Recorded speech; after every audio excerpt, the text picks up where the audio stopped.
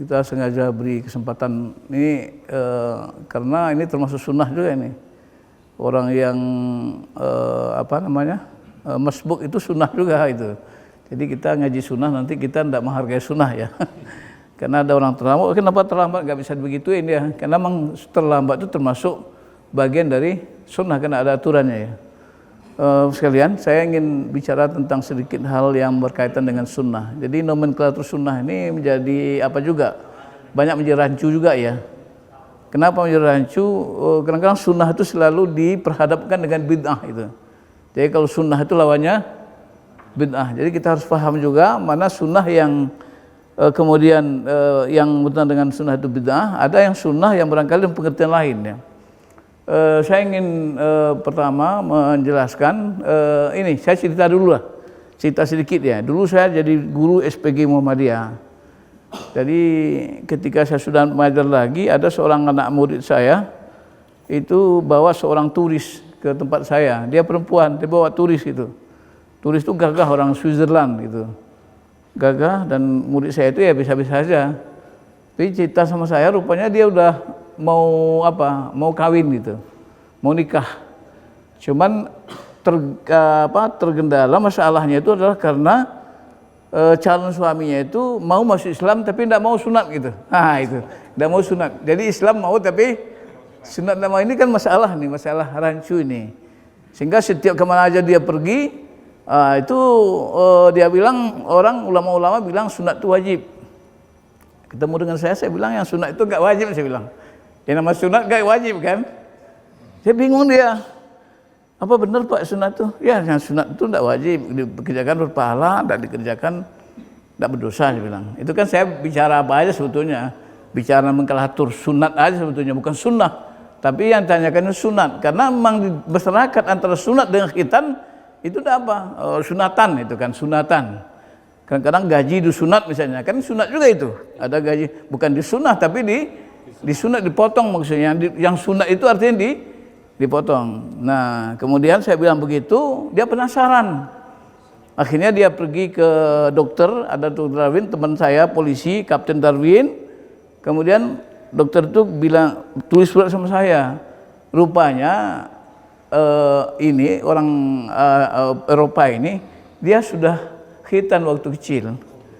Padahal di luar rumah itu kan banyak mereka untuk kesehatan, mereka banyak waktu kecil sudah di khitan. Dia yang takut itu disunat, dipotong lagi, itu yang takut dia. Akan betul kita takut juga itu ya kan.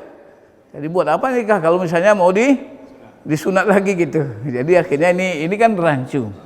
Ada juga kalimat sunatullah misalnya, sunatullah. Itu kan sunnah juga. Sunatullah itu hukum yang pasti ya. Misalnya api membakar, kemudian air mengalir tempat yang tinggi, tempat yang rendah, itu namanya sunatullah, hukum Allah yang berlaku pasti itu namanya itu ilmu alam, ilmu fisika itu termasuk ilmu sunatullah ya, sunatullah.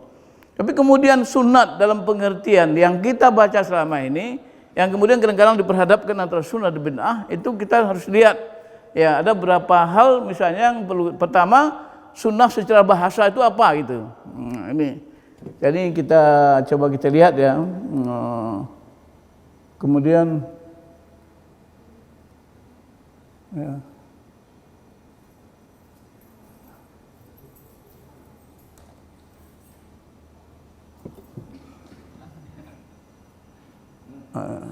Itu. Jadi maksud sunnah dalam berbagai perspektif ya. Di antara sunnah menurut bahasa. Jadi bahasa sunnah itu adalah berarti jalan, kebiasaan, atau cara hidup, atau tradisi lah. Ini bisa merujuk pada perilaku yang biasa dilakukan oleh seorang atau kelompok, baik itu kebaikan maupun keburukan. Secara umum sunnah adalah jalan yang tumpuh dan menjadi kebiasaan, itu sunnah. Seperti misalnya begini, ada hadis diriwayatkan oleh Ibnu Majah, itu sahih disahihkan oleh Albani, itu mengatakan begini, man sanna sunnatan hasanah ya. Barang siapa yang membuat sunnah yang baik, falahu ajruha wa ajrun man amila khalfa. Dia akan mendapatkan pahala yang dikerjakannya dan pahala orang yang mengikutinya di belakang. Sunnah itu bukan sunnah Rasul, maksudnya kebiasaan yang baik ya, perilaku yang baik atau pekerjaan yang baik sudah yang diajarkan pada orang lain, yang kemudian itu dikerjakan orang, maka itu akan menjadi sunnah. Nah, itu sunnah itu artinya bukan sunnah yang wajib, ya, bukan sunnah. Jadi itu man sanna sunnatan hasanah. Nah, maksudnya sebaliknya man sanna sunnatan sayyi'ah, dia akan mendapat dosanya, falu ismuha, dan dosa orang yang mengikuti belakangnya. Nah, itu. Kemudian ada makna sunnah menurut istilah umum, ya, istilah, ya. Dalam syariat Islam, sunnah sering difahami sebagai sesuatu yang bersumber dari Islam. Baik ucapannya qaulun wa fi'lun wa takrirun. Jadi ada perkataan, ada perbuatan, ada ketetapan. Itu disebut dengan sunnah Rasulullah. Kemudian ada sunnah dalam pengertian, ya, sunnah dalam pengertian apa? Makna sunnah menurut fikih. Nah, ini makna sunnah menurut fikih. Dalam ilmu fikih, sunnah merujuk kepada suatu amalan yang dianjurkan untuk dikerjakan, tapi tidak wajib. Itu yang kena juga sunnah mustahabbah. Nah, itu yang sunnah, itu an-nadab, sebetulnya an-nadab sebetulnya. Kalimat apa itu al-mandub? Al-mandub artinya yang disunat, yang dianjurkan.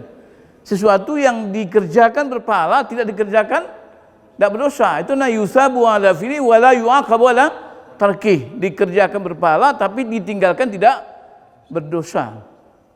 Tapi ada juga misalnya yang kita kenal dengan sunnah muakkadah. Nah, sunnah muakkadah. Sunnah muakkadah itu sunnah yang ditakkiti, sunnah yang dikuatkan, sunnah yang sangat dianjurkan oleh Rasulullah. Seperti misalnya tahiyatul masjid, ya, tahiyatul masjid itu sunnah yang muakkadah.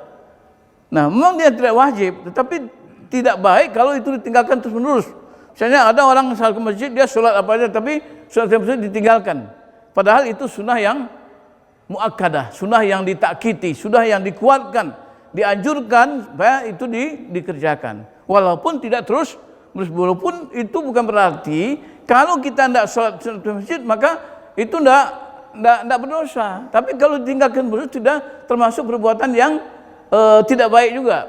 Karena Rasulullah SAW begitu pentingnya sunat tahiyatul masjid itu, ketika ada orang masuk pada hari Jumat ke masjid, Rasulullah SAW lagi khutbah, maka Rasulullah menyuruh orang itu dulu melaksanakan sholat 2 rakaat sebelum duduk. Itu artinya apa? Bahwa sunnah ini sangat penting, termasuk sunnah yang muakkadah. Nah, jadi ada yang mustahabbah, yang dikerjakan tidak berdosa, dikerjakan berpahala tidak berdosa, itu namanya mustahabbah yang diinginkan.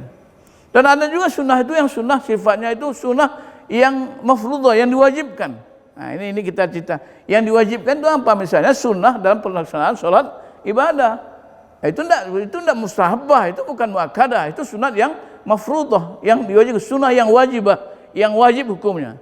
Kenapa? Karena ada perintah sallu kama ra'aitumuni usalli, salatlah kamu sebagaimana aku salat. Seperti juga haji, khudzu anni manasikakum, ambil dariku manasik kamu, cara ibadah kamu. Jadi sunnah seperti itu wajib. Kalau kita tidak laksanakan sesuai sunnah, maka itu termasuk perbuatan yang melawan sunnah, itu yang bid'ah. Nah, kalau di Muhammadiyah itu dalam Masailul Khams itu jelaskan, ya.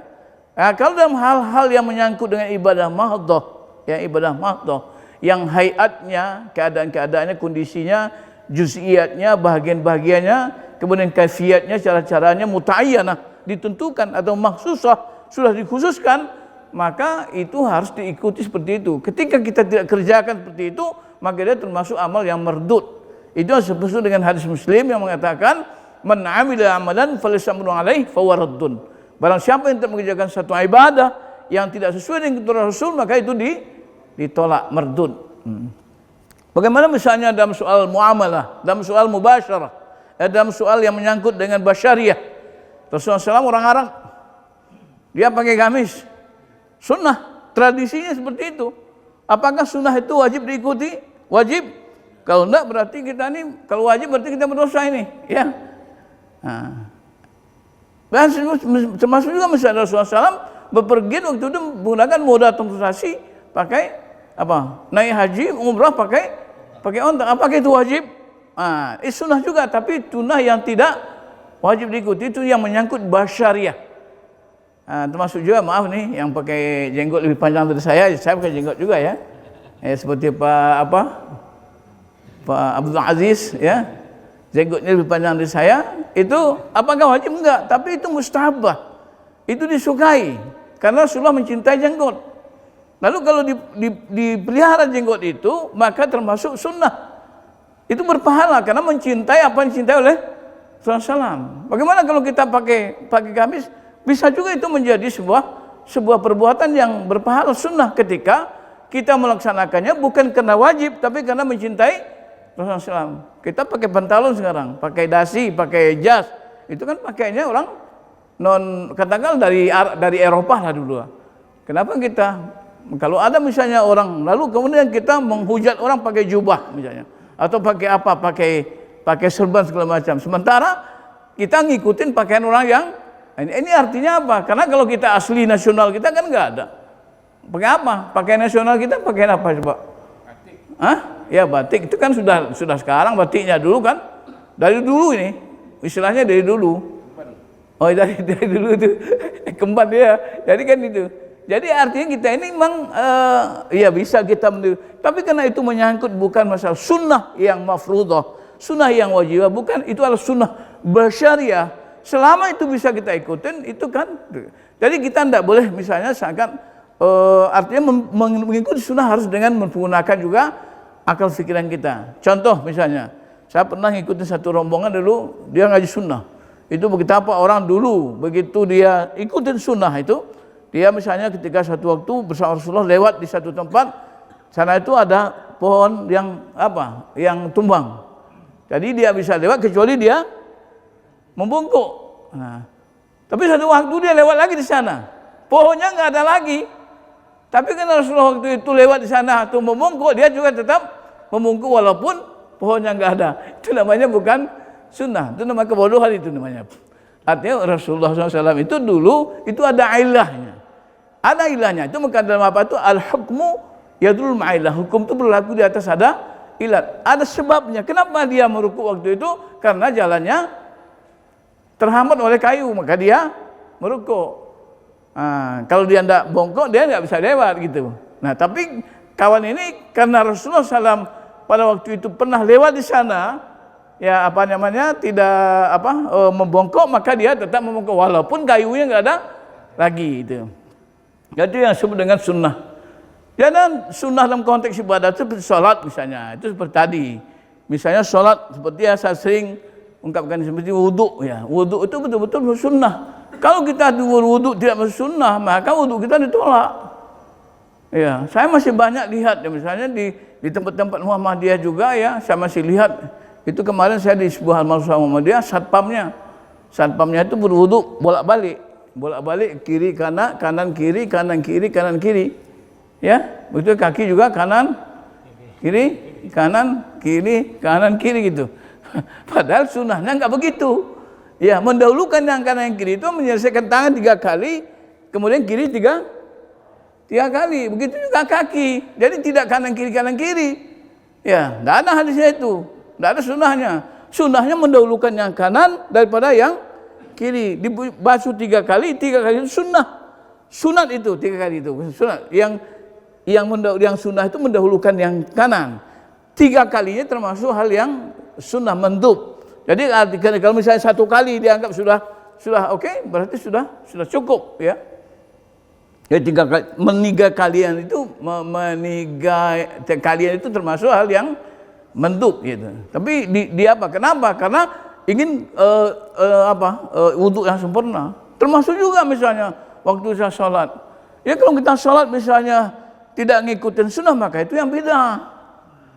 Nah, jadi kadang-kadang kita ini kan begini, sikit-sikit kan bid'ah kan gitu. Jadi bid'ah itu adalah dalam hal ibadah. Menurut Muhammadiyah dalam tarjih ya, Muhammadiyah itu saya katakan sesuatu yang sifatnya ibadah ma'ammah, yang asal hukum asalnya itu semua dibolehkan kecuali yang dilarang, tapi dalam hal ibadah madhah semua diharamkan kecuali yang diperintah.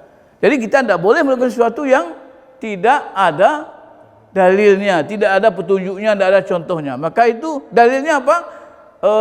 Perintahnya apa? Sallu kama ra'aitumuni usolli. Salatlah kamu sebagaimana aku salat. Jadi kalau mungkin harus salat, bagaimana takbirnya, bagaimana rukuknya, sujudnya, bacanya, semua secara lengkap harus diikuti. Jadi ada sholat menurut sunnah. Nah kalau itu dilakukan di luar ketentuan yang ditetapkan oleh Allah SWT dan contohnya contoh Rasulullah SAW, maka itu termasuk perbuatan bid'ah. Itu yang dikatakan kullu bid'ah wallah. Jadi soal bid'ah itu semua sesat. Bid'ah yang mana? Bid'ah dalam bidang ibadah mahdhah, bukan dalam hal muamalah. Dalam hal muamalah, ya mungkin dalam berpakaian dan segala macam, itu ada ketentuan, ada hudud, ada batas. Ya, tilka hududullah fala ta'taduha. Jadi kita memperhatikan batas yang ditetapkan Allah Taala, ya seperti misalnya seperti aurat misalnya, aurat laki-laki mana, aurat perempuan mana misalnya.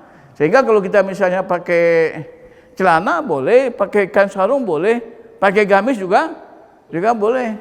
Ya. Pakai peci gimana? Pakai peci juga boleh, tidak pakai peci juga boleh juga. Malah kadang di dalam ibadah itu ada satu waktu yang kita dilarang pakai peci. Ya, malah haram. Kalau misalnya pakai peci batal ibadah kita. Kapan itu, Pak? Waktu ibadah kan, waktu ihram. Kalau kita pakai ihram itu tidak boleh kita pakai peci. Nah, dan tidak ada satu waktu yang diwajibkan pakai peci, tidak ada. Jadi artinya pakai peci. Cuman itu adalah termasuk bagi sunnah yang tradisi. Sunnah yang tradisi termasuk itu barangkali masuk dalam ya budaya, adab lah gitu. Ya misalnya ada orang di sini misalnya khutbah tidak pakai tidak pakai peci misalnya. Itu kadang-kadang orang lihatnya, ini ustaz apa ini atau pengurus lagi mau kasih pengumuman. Ada dulu tuh saya lihat, saya kira mau itu ustaz pengurus yang kasih pengumuman, rupanya dia assalamualaikum langsung duduk, rupanya khatib. Ya itu. Dan tidak apa-apa, secara hukum tidak masalah. Tidak batal misalnya khutbah orang yang tidak pakai peci, karena tidak ada ketentuannya harus pakai peci, nggak ada. Cuma itu masalahnya hanya masalah penampilan, performance. Ya masalah penampilannya itu agak bermasalah. Ya misalnya saya pernah ceritakan dengan sini, saya pernah ditegur oleh seorang ketua wilayah Muhammadiyah di Sumatera Barat. Ya, saya pernah khutbah tidak pakai peci. Kemudian saya dipanggil ke rumahnya. Kemudian ditanya nomor peci saya. Nomor peci kamu nomor berapa katanya. Saya bilang, ya kenapa dia tanya nomor peci saya? Oh karena saya mau belikan kamu peci. Kenapa dia? Karena kemarin saya dengar kamu khutbah tapi tidak pakai peci. Ya. Saya agak sedikit sedikit melawan juga saya itu. Kan tidak apa-apa dia, kan sah khutbah kita, kan bukan batal khutbahnya kalau tidak pakai peci. Oh iyalah tidak batal katanya. Tapi dia tanya saya, kamu tahu tidak aurat katanya? Aurat laki-laki tahu enggak katanya? Saya bilang tahu, masa enggak tahu saya bilang. Saya bilang dari lutut ke pusat, saya bilang. Oh, kalau begitu kalau kamu misalnya khutbah pakai handuk saja, ya pakai handuk, aurat kamu tertutup, gimana? Sah enggak khutbahnya? Saya bilang sah juga. Tapi dilihat orang kan enggak bagus, ya. Dilihat orang itu juga penting. Ini adab namanya. Ini ada etika namanya, moral. Ada sesuatu yang menurut kebiasaan masyarakat dan itu ya menjadi suatu hal yang penting, walaupun itu tidak menjadi tidak menjadi kewajiban, tapi itu bisa menjadi sesuatu yang mendukung. Ya, malah dalam satu kaidah pernah dikatakan al-aslu fi adah, ada al-adah muhakkamah. Adah itu bisa menjadi sebuah hukum ketika adat itu tidak bertentangan dengan syar'i. Jadi bisa saja nanti misalnya ya itu tapi tidak dalam pengertian misalnya wajib, tidak begitu. Tapi menjadi sebuah kebiasaan yang terjadi di masyarakat selama dia tidak bertentangan dengan syariat, maka itu termasuk bagian daripada boleh menjadi sumber hukum. Ya. Jadi adat itu boleh menjadi, itu yang dikatakan al-adah muhakkamah, itu adat boleh menjadi sumber hukum. Jadi oleh karena itu ini yang perlu barangkali kita fahami. Jadi mana sunnah yang bid'ah, jadi kita tidak klaim-klaim ya. Ini kadang-kadang sekarang hari ini kan terlalu banyak klaim ini ya. Klaim sunnah, klaim bid'ah gitu. Seperti misalnya lembaga keuangan syariah misalnya. Ada misalnya ini syariah, yang tidak bersama syariah tidak syariah misalnya. Misalnya nanti kalau ada orang jual lontong sayur syariah misalnya, lontong sayur syariah. Jadi akan seolah-olah yang lain tidak syariah begitu. Jadi ada lontong sayur syariah, ada warung kopi syariah. Tapi maksudnya itu adalah maksudnya supaya apa? Supaya kita paham, itu aja. Jadi saya pikir sekedar pengantar saja ya boleh, tapi kalau ada yang mau apa namanya? Tanya jawab, mau diskusi boleh, silakan. Ada apa tidak? Kalau ada silakan, kalau enggak ada ya alhamdulillah. Tadi kan ya ada itu muhakamah. Kalau kebiasaan itu menjadi sumber hukum, apa tidak bertentangan dengan bid'ah? Iya, kalau itu dalam soal muamalah. Dalam soal-soal yang muamalah itu boleh, tapi dalam soal-soal yang menyangkut dengan ibadah sudah ada ayat dan kafiat dan maksusah. Jadi kalau bid'ah itu sesuatu yang menyangkut dengan ibadah mahdhah. Kalau dia tidak termasuk ibadah mahdhah misalnya dalam cara berpakaian misalnya, ya, berpeci misalnya, kan tidak masuk bid'ah. Kalau kita lihat ini sebagai misalnya ini adah, ini sebagai sesuatu yang tidak ada sunnahnya bid'ah, maka pakai peci juga termasuk bid'ah juga. Ya kan gitu. Jadi ketika ya adah itu tidak menyangkut persoalan-persoalan yang menyangkut dengan masalah-masalah ibadah mahdhah, maka dia termasuk sesuatu yang babnya bab muamalah. Ya, bab muamalah itu ya semua itu menjadi boleh kecuali yang dilarang kan gitu. Al aslu fi asya'i ibahah hatta ata dalilu al tahrimih. Semua itu boleh kecuali yang dilarang. Dalam soal ibadah mahdhah ya al aslu fil ibadah haram ya. Illa maj'ad bidalil ala wamri, kecuali datang dalil yang memerintahkannya. Jadi kalau ada dalil yang memerintahkannya menjadi wajib. Tapi kalau misalnya tidak ada dalil kemudian kita buat misalnya, maka itu menjadi bid'ah. Ya, sesuatu yang kita katakan malah ya misalnya kita menambah-nambahin misalnya seperti sholat subuh 2 rakaat misalnya, tambah jadi 3 rakaat atau 2. Kok pagi-pagi ini kita masih kuat kok 2-nya. Kita bikin aja 4, itu enggak boleh. Atau misalnya ada bacaan-bacaan atau ruku kita tambah misalnya, enggak boleh. Nah, jadi atau misalnya bacaan-bacaan yang kita baca yang tidak masyru', yang tidak syariatkan, yang tidak apa namanya, yang tidak disyariatkan, yang tidak disunahkan, yang tidak masnunah, maka itu termasuk juga perbuatan bid'ah. Kita misalnya seperti ini, ada beberapa tahun yang lalu misalnya ada ide, ada pikiran dari satu orang yang sholat itu lebih bagus, lebih khusyuk kalau dengan bahasa sendiri. Jadi Fatihah itu diterjemahkannya, doa itu diterjemahkan, semua diterjemahkannya dengan bahasa ya bahasa yang dia mengerti, mungkin bahasa Jawa, mungkin bahasa Indonesia dan bahasa lain sebagainya. Bagaimana?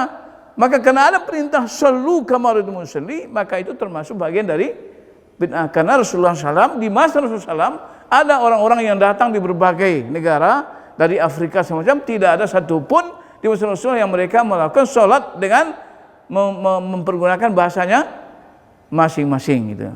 Tapi kalau bacaan Quran misalnya ada bacaan Quran misalnya yang Kufah, yang Basrah, bacaan-bacaan yang ada yang sekarang ini kan hufaz ya, bacaan-bacaan waras itu. Ada bacaan seperti ada yang wa najmi idza hawi ma tasgu wa ma ghawi. Itu ada ketentuannya, ada yang imalah, ada yang sakat, ada yang tasyid, ya ada yang diwasalkan ada. Itu ada ketentuannya dan itu dibolehkan masa Rasulullah SAW. Tapi soal sholat tidak ada pernah masa Rasulullah SAW sholat yang dikerjakan dengan bahasa masing-masing. Namun pertanyaannya bagaimana kalau misalnya khutbah itu boleh enggak dengan bahasa Indonesia? Nah, khutbah itu adalah sesuatu yang yang kalau kita lihat daripada ta'rif khutbah itulah ifhamus sami'in wa iqna'uhum. Khutbah itulah memberikan pengertian kepada orang mendengar dan memberikan kepuasan. Jadi kalau misalnya kita khutbah dengan bahasa Arab, kemudian lalu orang tak ngerti, lalu khutbah itu penjelasan. Bagaimana orang bisa ifham? Nah, kalau orang bisa ifham tentu dengan bahasa orang yang dikhutbahi. Tapi tetap ada yang mengatakan, ya mungkin mukadimahnya, doanya semua harus tetap mempertahankan bahasa Arabnya. Tapi ada yang mengatakan enggak, dari awal kalau perlu bahasa Indonesia semua. Segala puji bagi Allah. Kemudian salam terus khutbah aja. Apakah khutbahnya sah atau tidak? Nah, ada yang mengatakan selama ada syarat-syarat rukun khutbah yang dibiasakan oleh Islam itu dipenuhi, maka ada yang mengatakan itu tetap sah. Tapi dalam konteks ya kita di Indonesia masih dalam kita kan pada umumnya banyak yang bermadzhab Syafi'iyah. Jadi malah ada yang masih khutbah dengan bahasa Arab. Itu juga saya dengar di Xining, misalnya di Cina itu, ada juga di Xining itu ada Jumatnya ramai sekali di sebuah kota di Provinsi Gansu itu dia malah situ khutbahnya dia ceramah sampai lama sebelum khutbah Jumat, tapi khutbahnya dengan bahasa Cina. Tapi saya dengar kalau Fatihahnya seperti apa? Ini Hanafi kali. Dia masuk Hanafi kalau Fatihahnya tidak baca basmalah, tidak menjaharkan basmalah, tapi khutbahnya bahasa Arab. Jadi memang banyak ya banyak tanau di berbagai belahan dunia ini, banyak keberagaman. Kenapa? Karena banyak hadis, banyak ulama yang mujahid fikih yang melakukan itu. Oleh karena itu bagi kita ketika menyikapi perbedaan itu tidaklah harus menyikapi membenturkannya, tetapi kita harus menjadikan ini sebagai kekayaan wawasan kita, pengetahuan kita bahwa Islam itu sangat luas, Islam itu sangat banyak, sangat dalam ilmunya, dan kita tidak boleh membenturkan satu dengan yang lain. Dalam wilayah ijtihad kita harus saling menghargai. Al-ijtihadu la yunqadu bil ijtihad. Ijtihad tidak boleh dibenturkan dengan ijtihad yang lain. Oke, saya rasa itu aja sekalian. Mudah-mudahan ada manfaatnya. Nasallallahu alaihi wa sallam. Wassalamualaikum warahmatullahi wabarakatuh.